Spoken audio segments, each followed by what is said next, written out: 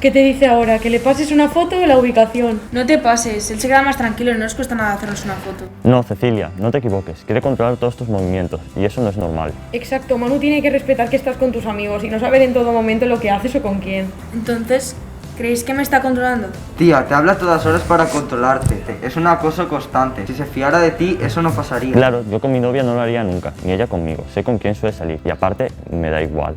Si estoy con vosotros y con vosotras, estoy con vosotros y con vosotras. A ella la veré después.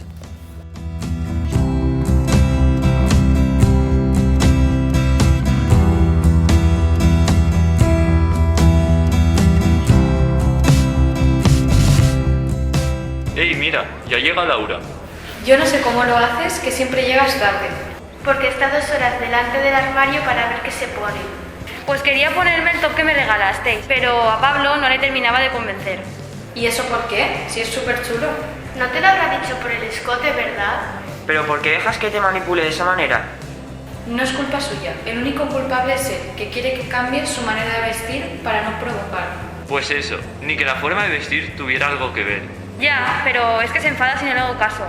Se piensa que quiero ligar por ahí. Si no le gusta tu forma de vestir, es su problema. Si tú estás a gusto, es lo importante. Menos mal que os tengo.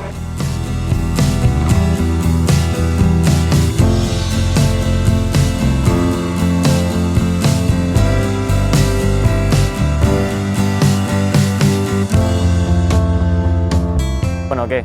¿Todo bien? Yo a ver si terminamos las clases ya y aprobamos todas. Mira, para mí, la chavala que acaba de pasar es una puta, que siempre va con tíos. Que si son sus amigos. Si fuese mi novia no le dejaba ir con esos ni de coña. ¿Y tú quién eres para decidir con quién sale? ¿Acaso te sientes inseguro?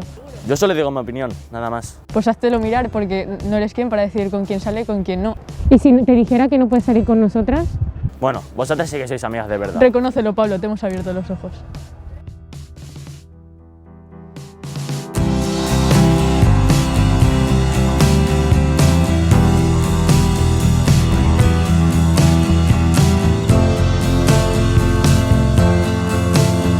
No quiero sufrir, quiero disfrutar. No quiero control, quiero libertad. No quiero celos, quiero confianza.